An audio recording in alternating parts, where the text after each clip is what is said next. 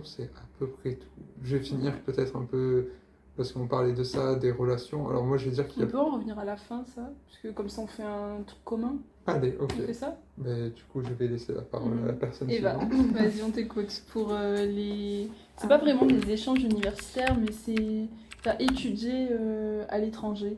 Voilà, j'ai en 2019, après mon bac, on peut, à la place de Parcoursup, on peut aussi aller directement dans utiliser les démarches ou les plateformes des autres pays, si on veut. Donc en Chine aussi, on peut le faire. Et là, je l'avais fait en Angleterre, donc ça s'appelle UCAS, UCAS. Et il suffit de déposer donc, son CV, non pas son CV, son relevé de notes, une traduction officielle de son relevé de notes en anglais. Moi, j'avais passé le Cambridge, à l'époque, B2, Cambridge B2 à ce moment-là. Ça passe. Et il faut aussi prendre très tôt. Donc, par exemple, là, si on est en novembre, certaines universités comme Cambridge par exemple, les inscriptions elles ferment en octobre ou décembre, des choses comme ça. Donc il faut s'y prendre très très tôt. Et, et du coup j'ai fait directement ça. J'ai pris un prêt qui était disponible à l'époque parce que l'Angleterre appartenait à l'Union Européenne. Donc maintenant je sais pas trop. Si vous avez du budget, peut-être que vous pouvez le faire. Ça coûte combien à peu près une fourchette pour l'Angleterre du coup? Alors, avant le Brexit, c'était 9000 livres.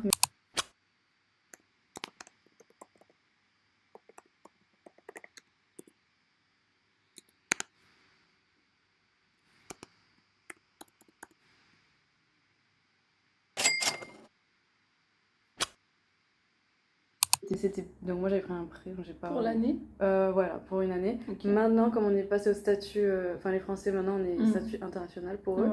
Ouais. C'est incroyable, c'est 25 000 par année. Ouais, c'est cher. Donc, c'est exponentiel. Et c'est juste les frais d'inscription à l'université? Alors, c'est pas les frais d'inscription à l'université, c'est les frais de l'année. Voilà, comme une école de commerce ou une école d'ingénieur. Ouais, je vois, mais genre, je veux dire, il n'y a pas le logement qui est compris dedans. C'est vraiment pour suivre les cours. Juste pour aller en cours. La CVEC de l'étranger. Voilà, c'est l'année, quoi. Comme là, par exemple, le master, je sais pas, il coûte 200 écoles, quoi. Voilà, là-bas, ce sera 25 000 voilà. Et donc voilà. Et je pense qu'en 2025, il va y avoir un visa pour l'Angleterre, c'est ça? Ouais, à partir de 2025, pour voyager, bah, ils en avaient parlé, je crois, à la télé. Mais ouais, il faut faire une demande de visa pour voyager en Angleterre courant 2025, il me semble. Voilà. Mais du coup, pour la Chine, tu parlais de UCAS. On passe aussi sur cette plateforme pour la Chine ou c'est une autre? Du coup, non, pas sur... Celle-là, elle est que pour l'Angleterre. Et également, je crois qu'il y a l'Écosse aussi. Enfin, ça appartient à l'Angleterre, non? Aïe. Non, attention à ce que tu dis. Hein. Il y en a, ils vont s'énerver là. Il semblait que non, je pense que c'est séparé. L'Écosse et l'Irlande, vous confondez l'Écosse et l'Irlande. Ah, oups. La géographie. Non, l'Irlande, c'est sûr que ça appartient pas. Mais l'Écosse, ça appartient. Il y a une partie de l'Irlande. Mais j'avais demandé à un Britannique, il s'était énervé hein, quand on lui dit que l'Écosse, ça appartient. Et t'as pas retenu sa réponse du coup? Eh ben, pour lui, j'aurais pas dire ce qu'elle a dit exactement. C'était pas terrible. Mais bon, ça appartient officiellement, non? Enfin, c'était un royaume. Bon, bref. C'est toi la spécialiste. Ah, chinois, pas Angleterre. Attention. Pour la Chine, je crois qu'il faut aller directement sur le site de l'université et tu vas sur le portail et tu remplis des trucs. Ok, n'importe quelle uni. C'est ça. Et je pense qu'il faut également avoir un niveau. D'ailleurs, l'Allemagne, c'est pareil aussi. Pour tout ce qui est undergraduate, donc en dessous du master, il n'y aura pas de programme pas de programme en anglais. Ok. C'est tout dans la langue du pays. Voilà, ça. Que ce soit l'Allemagne ou la Chine, ils ont ça. Ok. Donc souvent il faut attendre les masters si on parle pas la langue. Après ça c'est hors, on reprécise, mais c'est hors échange universitaire voilà, avec là, c'est vraiment tout seul. C'est directement dans le système du pays. Ensuite j'ai fait alors c'est pas un échange mais j'ai intégré le système universitaire aux Pays-Bas, donc à Amsterdam. Et alors là par contre j'étais après la deadline, ça fermait le 15 avril et j'ai postulé en mai, mais par un miracle, quelqu'un m'a répondu. Ils m'ont dit ça va, vous pouvez rentrer. Donc c'était pas, je sais pas si c'était sélectif, très sélectif du coup. Je pense que ça dépend de vos notes, de vos certificats de langue, parce que parfois ils ont Ils veulent des internationaux, mais est-ce qu'ils parlent forcément la langue? Je sais pas. Donc si vous avez des diplômes de langue, ça peut être sympa. Et une fois qu'on arrive aux Pays-Bas, c'est comme en Belgique, je sais pas si vous connaissez, il faut s'inscrire à la mairie et voilà. Du coup, ouais, après le coût de la vie en Angleterre et aux Pays-Bas et en Chine, comme tu connais, le tout est là. En Chine, d'après ce que j'avais entendu, je crois que c'était pas cher les résidences étudiantes. Ok. Bon, après, je suis jamais allée, je sais pas. Mhm.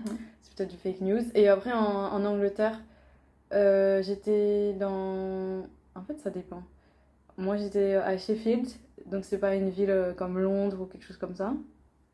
Donc, ça dépend de la ville. Si c'est Sheffield, ça va, c'était pas incroyablement cher, mais j'étais dans une résidence étudiante.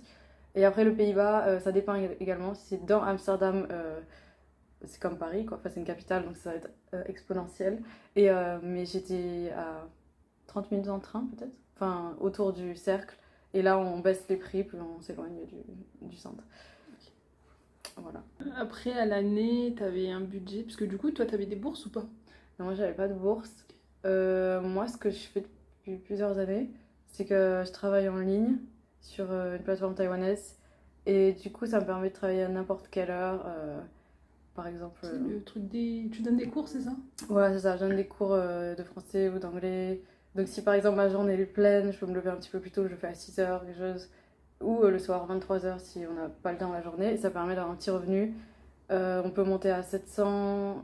Parfois, il y en a, ils arrivent à monter à 3000, mais là, il faut vraiment faire un temps plein. C'est incroyable. Mais c'est pas mal, du coup, ça permet de. Parce que c'est dur de trouver des jobs sur place. Ouais. Et parfois, c'est mal payé. Mhm. Genre, c'est des SMIC. Et finalement, faire ça, ça peut être pas mal. Et c'est quoi comme plateforme? Si tu peux. Si Oui, elle est bien sûr. fiable et tout. C'est Amazing Talker. Et c'est très bien. Je le recommande totalement. C'est Ok. taïwanais. Ok. Merci. Du coup, alors moi, pour le PVT, t'avais fini de parler? Bien sûr. Ok, super. C'est bon, bref. Du coup, pour le PVT, alors moi, du coup, le PVT, c'est tout seul. Enfin, il n'y a pas d'université, il n'y a rien. C'est le visa vacances-travail. Il est connu quand même, souvent pour les États-Unis, mais du coup, vous pouvez le faire dans tous les pays du monde. Coucou, la seule image du montage qui vous parle. Alors en fait là je viens de vérifier parce que je vous ai dit une énorme bêtise. C'est pas du tout avec tous les pays du monde, mais il y en a seulement 15. Et parmi ceux-là, du coup, on peut retrouver la Corée du Sud, le Japon et Hong Kong. Du coup, pour les filières qui nous intéressent, nous, c'est-à-dire Chine, Japon, Corée. Et il y a d'autres pays anglo-saxons. Voilà, je vous laisse aller voir et oui, je vous laisse avec la suite de la vidéo. Voilà, bisous. Il me semble. Et c'est un visa qu'on peut avoir qu'une seule fois et qui est valable 12 mois. Donc, alors du coup, comment ça se passe pour l'avoir? C'est très simple. Il faut faire un dossier avec l'aide de motivation, en anglais ou en français, vous choisissez. Et il faut faire un genre de, comment on dit, pas récapitulatif, mais en gros un plan, pas un business plan, mais un plan de ce que vous comptez faire au Japon pendant 12 mois, avec tous les prix des logements, de la nourriture, des activités, etc. par mois. Je ne vais pas vous le cacher, au début moi je l'ai fait de façon très sérieuse, j'allais voir sur Google tout ça, combien ça coûtait les trajets de A à Z, mais ça m'a vite saoulée, au bout de 3 mois j'ai arrêté, j'ai juste fait une fourchette à peu près de combien je comptais dépenser, en incluant le logement et la nourriture à chaque fois, parce que c'est quand même le plus important. Ensuite, du coup, une fois que vous avez fait votre petit dossier, de toute façon c'est tout marqué sur le site de l'ambassade du Japon, qui se trouve à Marseille du coup, mais une fois que vous avez fait votre dossier, vous allez à l'ambassade, vous le déposez, la dame de l'ambassade elle vérifie avec vous que tous les papiers sont bien remplis, etc., qu'il manque rien, parce qu'il faut aussi faire des vaccins avant de partir s'ils sont pas à jour. Donc voilà, vous donnez votre dossier, avec votre passeport, vous le laissez. Du coup, ils analysent votre dossier, puis après ils vous rappellent. Mais il me semble que... Enfin, j'ai jamais connu quelqu'un à qui on a refusé ce visa, à moins qu'on l'ait déjà eu une fois. Alors ensuite, après avoir le visa, du coup, bah, on va récupérer le passeport, tout ça. Et le visa, il est pas... comment dire? Vous le récupérez en mars 2025. Votre visa, il s'active pas en mars 2025. Il s'active au moment où vous posez le pied sur le sol japonais, mais vous avez 1 an pour utiliser le visa, du coup de mars 2025 jusqu'à mars 2026, et si vous ne l'avez pas utilisé à cette date-là, bah, votre visa c'est comme si vous l'aviez utilisé, c'est tant pis pour vous, si vous ne l'utilisez pas. Du coup voilà, Donc en gros, si vous l'avez en mars 2025, que vous arrivez en décembre 2025 au Japon, votre visa pour rester sur le sol japonais, c'est de décembre 2025 à décembre 2026. Vous avez compris Vous avez compris ce que j'ai dit? Parce qu'il y en a non mais vraiment, parce qu'il y en a, ils comprennent pas. Hein. Ils me disent, mais je comprends pas. Vous avez Je compris? rajouterai un petit truc. Ouais, merci, ok. C'est ça, je fais comme ça avec un calendrier. Donc voilà. Du coup, il y a... Enfin, après, visite médicale, en gros, c'est juste votre médecin qui atteste que vous n'avez pas de maladie particulière et que vos vaccins sont à jour. Avec une copie du carnet de santé, il me semble, je suis pas sûre, ça, je me souviens plus. Tout ce qui est bourse, tout ça, ça n'existe plus. C'est vraiment, c'est vous et votre argent. Moi, ce que j'ai fait, c'est que j'avais travaillé en France pendant plusieurs mois et j'ai tout mis de côté. Et après, une fois que j'avais un bon petit pactole, je me suis barrée. Il a tenu longtemps le pactole là-bas. Heureusement que j'ai eu des sous pour mon anniversaire. Non, en vrai, vu que je bougeais quand même pas mal et que je profitais pas mal, bah forcément ça part vite. Voilà. Bon, après, c'était le budget que j'avais prévu, hein, parce que du coup, j'ai fait un visa PVT de 6 mois. J'avais pas l'intention de rester 1 an. Mais voilà. Du coup, pour les frais bancaires, tout ça, faut voir avec votre banque avant de partir. Moi, sur place, j'avais utilisé Revolut, la fameuse. Ensuite, pour les logements, au début, je comptais un peu faire... vous savez, les gens là, qui prennent leur sac à dos et qui vont d'endroit en endroit. C'est beaucoup trop cher, ne faites pas ça. Du coup, ce que j'ai fait, c'est qu'au début, j'étais dans un hôtel à Tokyo pendant 1 mois. Le temps de réfléchir à l'après. Et en fait, j'ai kiffé la ville, du coup, je me suis juste pris un logement à Tokyo, dans une guest house. Du coup, j'avais ma petite chambre et la salle de bain, toilette, cuisine partagée. Voilà, je te donnerai le nom du truc, parce que je m'en souviens plus. Là, de tête, je sais pas. Du coup, il vous l'affichera quelque part. Et du coup, sur ce site, sachez que vous pouvez choisir, si vous êtes une fille, que vous avez peur, du coup, pour logement pour femmes seulement. Après, il y a mixte. Moi, j'avais pris mixte, perso, il y avait que des gars dans mon truc, ça s'était plutôt bien passé. Ils n'étaient pas spécialement insistants ou quoi, enfin, on ne voyait pas de toute façon. Mais voilà. Ensuite, pour le budget prévisionnel, moi, j'avais... On dit les prix ou pas? Oui, hein. Moi, je me rappelle plus. Moi, à peu près, vraiment, en comptant le billet d'avion et tout, on est facile sur du 10 000 €. Ça va vite. En vrai, ça va très vite, hein. On se dirait pas comme ça, mais... Parce qu'en fait, quand je suis partie avec 6 000 €, mais j'avais déjà mon billet aller, mon billet retour. Okay. Et après, pour mon anniv et tout, j'ai... Attends, t'as mis 1 000 € pour le billet.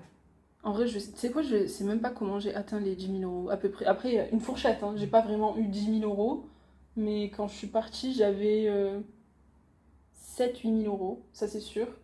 Et à mon anniversaire, je sais que j'ai eu de l'argent, mais genre pas grand chose, tu vois. Mais c'est dans ces eaux-là, genre entre 8, 9 et 10 000, mais impossible que j'ai eu 10 000, genre. Enfin, j'ai aucun souvenir d'avoir eu autant d'argent. Mais voilà, c'est dans ces eaux-là, genre 8 000 maximum, en comptant les billets, peut-être 9 000. Parce que quand même, le billet aller, il était à 900, je sais pas combien, et le retour, il était à 500, depuis la Corée. C'était toujours 500-600. Hein, Ouais, voilà. Du coup, en fait, en comptant le billet d'avion, ça fait à peu près 8-9 000 € dans ces eaux-là. Voilà, c'est très cher. Non, c'est très cher. Après, voilà, c'est une expérience parce que du coup, alors, tac, ouais, c'est une expérience. Franchement, si vous pouvez le faire, parce que moi, je sais que je voulais pas faire l'échange étudiant. Parce que en fait, ça m'intéressait pas dans le sens où je savais pas si j'allais me plaire au Japon. Et vu que quand on part en échange étudiant, en fait, c'est une fois que t'es là-bas, tu dois y rester. Genre, à part si vraiment t'es, je pense, au plus mal, genre, ils te font revenir. Mais c'est vraiment dans des cas extrêmes, je non? sais pas. T'as jamais connu quelqu'un qui est Non. rentré?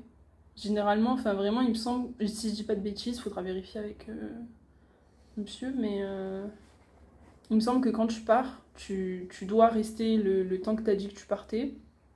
Et moi, comme je savais pas du coup si j'allais me plaire là-bas, j'avais trop cette peur d'y aller, d'être malheureuse. Ça vous l'a fait à vous ou pas? D'avoir peur de partir et d'être trop triste? Oui, c'est possible. Ouais. Et toi? Non. Non, ok. Moi, du coup, j'avais un peu cette peur et j'avais vraiment pas envie de prendre la place de quelqu'un Ah, c'était un peu de l'angoisse, un peu. Bon, bref, on s'en fout. Mais bref, donc du coup, ça m'intéressait pas. Puis au niveau de l'anglais et tout, j'étais pas très confiante. J'avais peur de vraiment rien comprendre au cours, etc.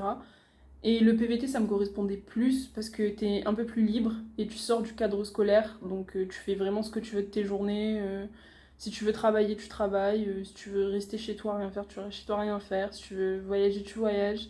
T'as pas de... Il n'y a pas de, comment dire, d'obligation.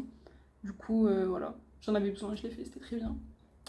Et après, voilà, ensuite, on va passer sur les relations au niveau des l'usage de la langue, béquille de l'anglais, tout ça. Je pense que ça peut être très intéressant.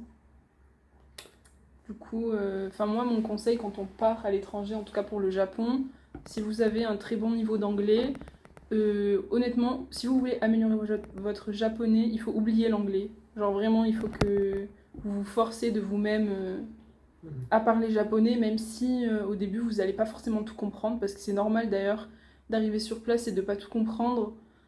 Enfin, quelqu'un qui arrive et qui dit oh moi je comprends tout, soit c'est un mytho, soit c'est juste qu'il était déjà venu avant ou que je sais pas, il est très fort, mais c'est très rare Ouais. les personnes qui arrivent au Japon et qui disent ah moi j'ai tout compris. Allez voir un caissier, vous comprendrez pas. Ben, partez du principe que plus vous sortez de votre zone de confort, plus vous apprendrez en fait. Ouais. Et qu'il y a des moments obligés où vous allez passer pour un crétin parce que vous êtes dans une société dont vous maîtrisez pas la langue, dont Ouais. vous maîtrisez pas les codes.